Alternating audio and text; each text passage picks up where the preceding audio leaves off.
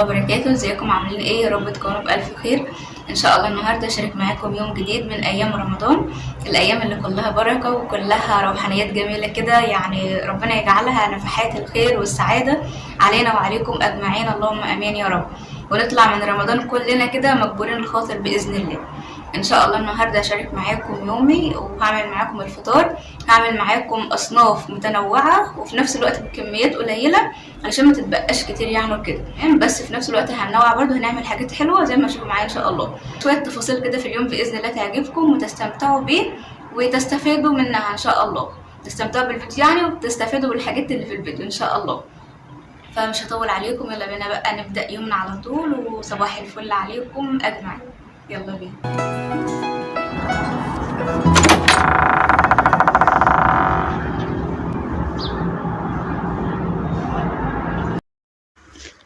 زي ما اتفقنا مع بعض بقى في الفيديو اللي فات ان من اسرار اليوم انه يكون منظم ويكون مرتب ويكون في وقت كده وبركة، ان اول حاجة اتخلص منها الشغل اللي هو اللي عندي في البيت، اللي هو خارج المطبخ، اللي هو ترتيب البيت، غسيل، لم غسيل، تطبيق هدوم كده.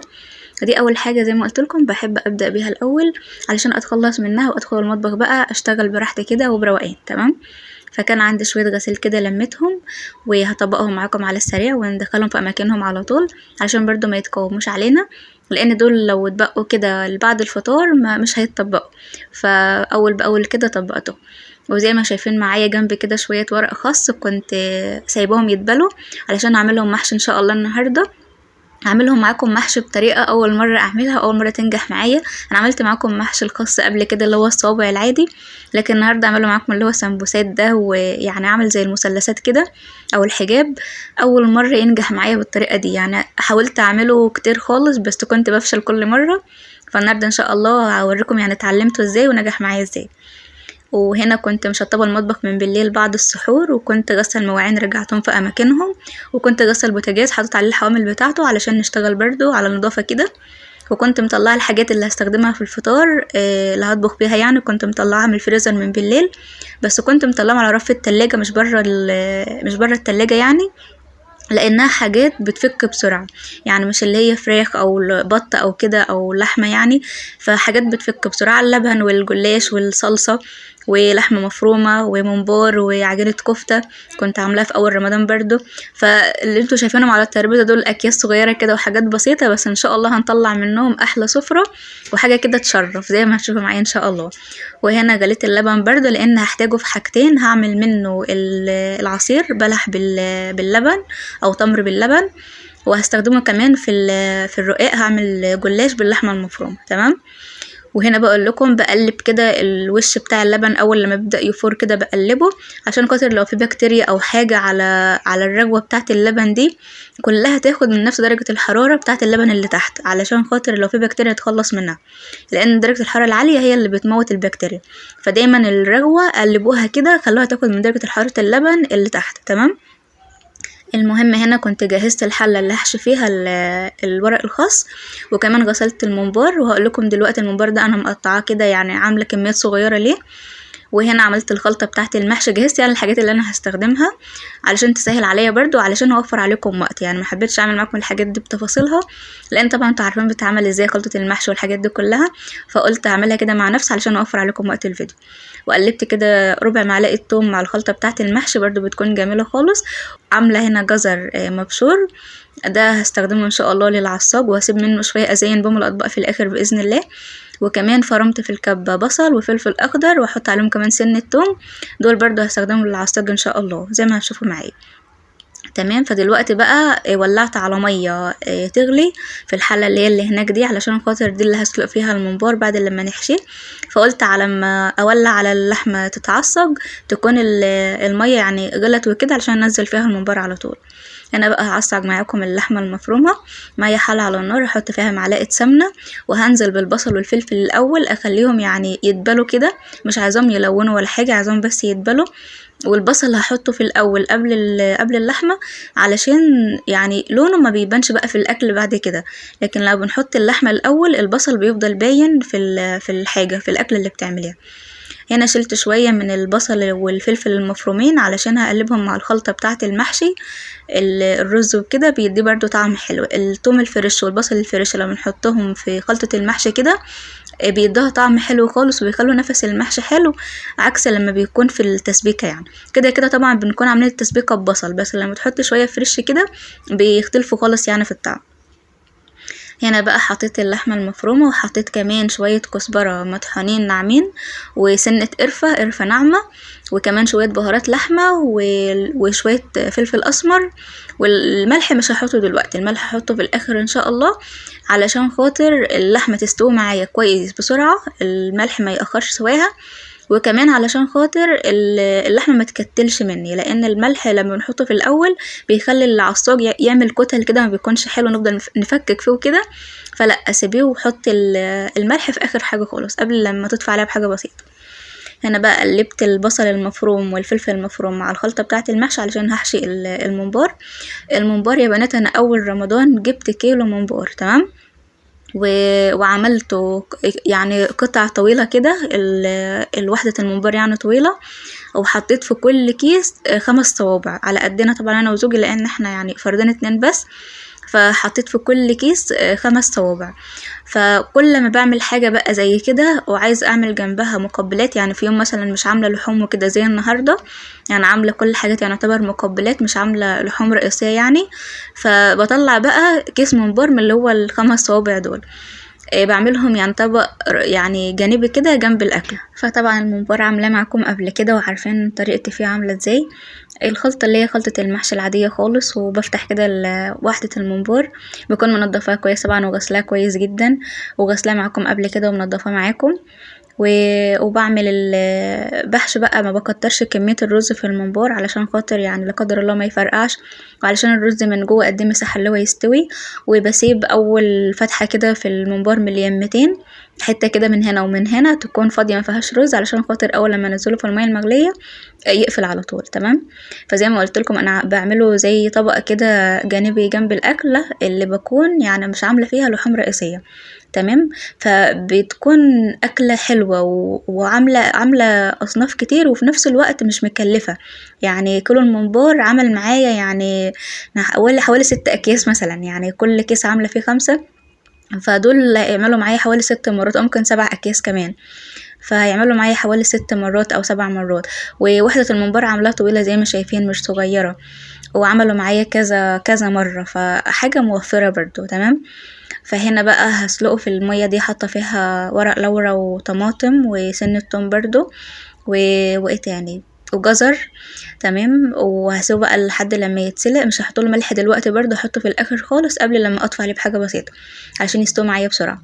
وبورب الغطا كده شويه، مش بقفل الغطا قوي علشان خاطر الممبار ما يفرقعش لا قدر الله. انا هنا يا بنات قعدت حشيت شويه محشي من اللي هو بتاع الخاص، قعدت عملتهم في الصاله. انا كنت حشيته معاكم قبل كده، بس اول مره في حياتي اعرف اعمله اللي هو المثلثات ده او الحجاب ده. حماتي ربنا يديها الصحة يا رب هي اللي بتعرف تعمله، فأنا بقالي سنين بحاول أطلعه بالشكل ده كده، ما كنتش بعرف خالص خالص، يعني أول مرة يظبط معايا. فقلت بقى هسيب 3 كده اعملهم معاكم علشان لو حد زي كده ما بعرفش يعمله. طبعا لسه بتعلم برضه، يعني حماتي بتطلعه احسن من كده بكتير، هو المفروض اللي هو يطلع شكله مثلث وكده، وده مثلث برضه، بس حماتي يعني ما شاء الله بتطلعه احلى من كده، فاول مره يظبط معايا ده انجاز بالنسبه لي على فكره. اول حاجه هحط شويه رز كده، تمام، ومع المحاوله هيظبط معاك، تمام. سمي الله، واقوم جايباها كده بجنب كده، تمام. وبعدين اقوم عامله دي كده، تمام، عمل معايا شكل المثلث. هقوم جايبه دي بقى كده، وافضل ماشيه بقى وهكذا، واضغط عليها وانا بعملها عشان تكون يعني محكومه كده، ما تفكش وهي بتستوي. او شايفين يطلع معايا بالشكل ده، شكل مثلث او حجاب زي ما تسموه. فده يعني يأكد لنا ويثبت لنا ان مفيش حاجه اسمها مستحيل، كل حاجه يعني ممكن مع الايام تحصل. والله بقول لكم كل ما اجي اعمل ورق خاص احاول اعمل شويه كده ما بيظبطش معايا، النهارده الحمد لله ظبط. اهو كده نفرد الورقه ونحط عليها شويه الرز ونجيبها بجنب كده، تمام. وبعدين نقوم ضاغطين هنا ونجيبها على الجنب التاني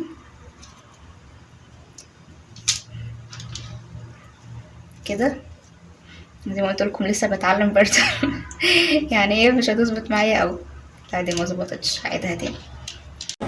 بتحطي نفسك في مواقف بايخة، لا تراجع ولا استسلام، مش هنيأس برضه. نعملها كده تمام، وبعدين نعملها كده. ايوه عملت معايا شكل المثلث اهي، وبعدين كده تمام، وبعدين كده. ايه رأيكم مثلث ده ولا مش مثلث؟ نعمل معاكم واحدة كمان، اخر واحدة. اصلا انا عامة يعني انا مش مكترة الكمية، لان عاملة وصفات تانية زي ما شفتوا معايا. انا مش مكترة المحشي كده شوية كده اهو، واقوم جايبة دي كده كده، واضغط هنا واقوم قلباها على اليمة التانية ده اهي تمام، تعمل معايا شكل المثلث. وبعدين اقوم لفاها بالطريقة العادية خالص كده، تطلع معايا بالشكل ده. سقفوا لي بقى سقفة كبيرة خالص، لان زي ما قلت لكم اول مرة في حياتي يظبط معايا، فحاسة بالفخر كده والانجاز باقي معايا شوية رزومات خسارة، هجيب قرن فلفل احشيهم بيه واحطه معاه برضه.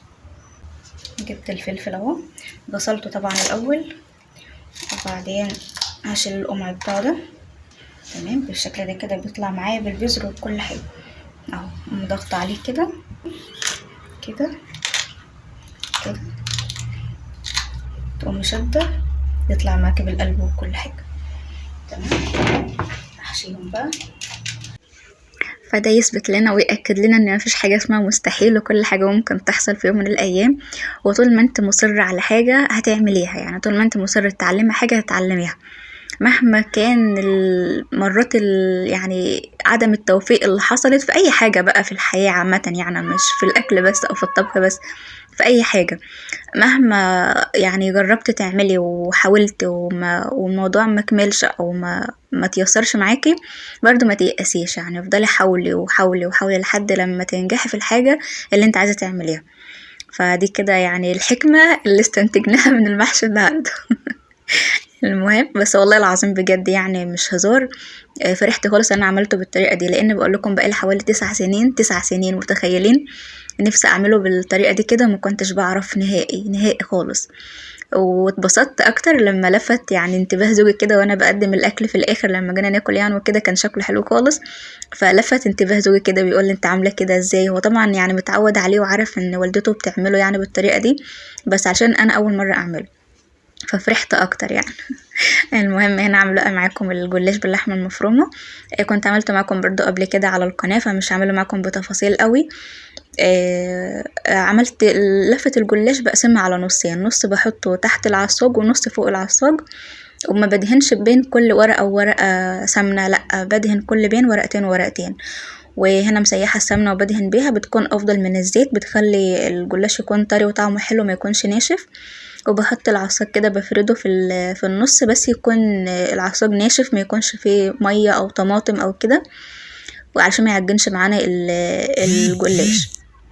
وبحط على العصاج شوية شبت كده مقطعهم قطع صغيرة، برضو بيدي نفس حلو وطعم حلو كده وريحة حلوة. وبكمل بقى نفس الطريقة على العصاج من فوق.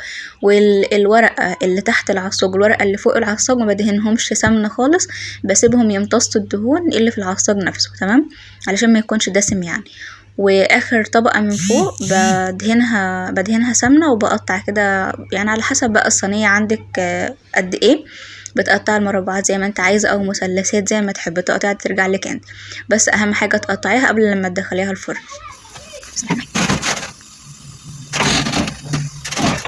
دلوقتي بقى هنعمل سائل التشريبة اللي هنشرب بيه الجلاش بتاعنا بعد لما نطلعه من الفرن. انا دخلته الفرن بس كده الصينية تسخن كده وياخد يعني تشميعة كده او تحميصة بسيطة كده، علشان لما احط له الشوربة بتاعته او اللبن او ايا كان السائل اللي هحطه للجلاش يمتصه كده على طول وما يعجنش معايا ويكون مورق كده وحلو.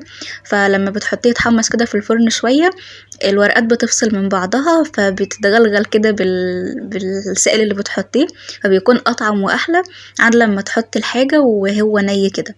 فسيبيه ياخد تشميعه كده في الفرن الاول وبعدين احط السائل بتاعه. فهنا قلت هستغل البيض طالما كده كده هعمل بيض للجلاش، فقلت هستغله واصبع به الكفته الاول بدل لما كنت اعمل بيض للكفته لوحدها. انا طبعا الكفته دي وانا فرماها دي كفته لحم برغل، كنت عاملاها في اول رمضان، عامله كده اكياس وبرده بعملها كمقبلات في اليوم اللي ما بكونش عامله فيه لحوم. فكنت اصلا عجنه معاها، حاطه معاها كده بيض في العجينه، بس قلت طالما كده كده عامله بيض للجلاش فاعمل برضو يعني استغله واعمل به الكفته، هيخليها احلى واحلى كمان. تمام، فعلشان منها توفير يعني وكده كده موجود بدل لما كنت اعمله بيض مخصوص. فان شاء الله مره تانية هبقى اعمل معاكم الكفته دي، هي حلوه خالص واقتصاديه جدا جدا يعني، مش مكلفه خالص. فالاكل النهارده يعتبر اقتصاديه يعني، تقولي فيها وصفات كتير بس لو ركزتوا هتلاقوها اللي هي اقتصاديه على فكره.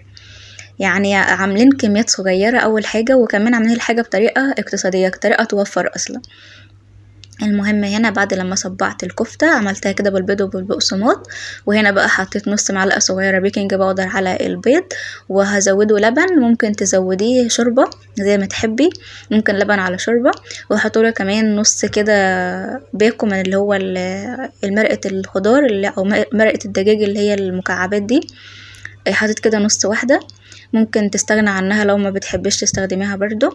وهنا بعد لما الجلاش اخد تشميعة كده في الفرن هسقيه بقى باللبن والبيض، وبسقيه كده بالمعلقة واحدة واحدة علشان خاطر اوزع البيض في كل حتة في الجلاش، كل مكان يعني وكده. لان اوقات بتبقي تطلعي الجلاش من الفرن بعد لما يستوي بتحس ان هو على وشه بيض كده زي ما يكون بيض مسلوق او بيض مقلي يعني على الوش، فده علشان بننزل اللبن كله مرة واحدة بالبيض بكله، فبيكون عامل قطع كده بيض فبتفضل معلمة على الوش، لكن لما بننزل معلقة معلقة كده بيتوزع معانا كويس. طبعا نكون ضاربين البيض كويس الاول علشان يعني يكون سايل كده ما يكونش فيه كتل. ودخلت الجلاش بقى الفرن ياخد لون من تحت، وبعدين اولع عليه شويه ياخد لون من فوق، وهطلعه بقى واغطي عليه بعد لما اطلعه من الفرن عشان يفضل طري معايا، وهقطعه تاني لان التقطيعه بتوه شويه كده بعد لما بيستوي، ونقدمه مع بعض ان شاء الله. وانا اعمل العصير بقى كنت بلى البلح ده من بالليل بعد السحور برضو. هنا بقول لكم كان مبقي معايا احمر الممبار والكفته واعمل السلطه واعمل العصير واقدم معاكم الاكل، يبقى كده خلصنا ان شاء الله. فهنا بقى هفرم العصير في اللبن، وهنا الجلاش بعد لما طلع من الفرن. هنا كان القرآن المغرب بيقرأ يعني، كان خلاص يعني قربنا ان المغرب يأذن يعني، فطلعت الجلاش من الفرن وهغطي عليه علشان يفضل طري، وبعدين هقطعه واقدمه معاكم. وهنا كنت بحمر الممبار كمان، بس ما لحقتش احمر معاكم الكفته، انا حمرتها طبعا بس ما لحقتش اصور لان الموبايل كان هيفصل شحن، وكنت محتاجه اصور معاكم المشهد بعد التقديم يعني، فقلت اسيب الموبايل يشحن شويه على ما اغرف الاكل. تمام، فده ورق الخاص بتاعنا ما شاء الله تحفة كده يعني، كمية الفرحة اللي عندي كده ما تتوصفش بيه، وإن شاء الله كل مرة أعمله كده بإذن الله.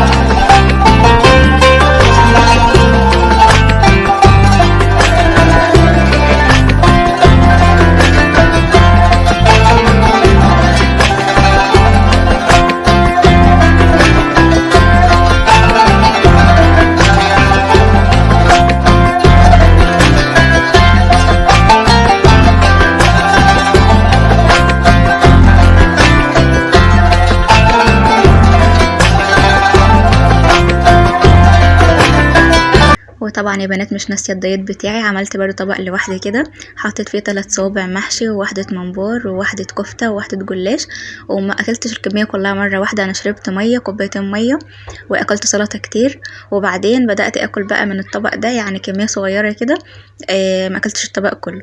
وبعد ساعتين 3 لو لقيتي نفسك لسه جعانه ممكن تكملي الطبق بتاعك عادي مفيش مشكله، بس ما تسحميش نفسك مره واحده. تمام، يعني حاولي تقومي من على الاكل جعانه ما تشبعيش قوي. فبس هو ده كان فيديو النهارده، اتمنى يكون عجبكم، ما تنسوش تضغطوا لايك لو الفيديو عجبكم، واشوفكم في فيديو جديد ان شاء الله، والسلام عليكم ورحمه الله وبركاته.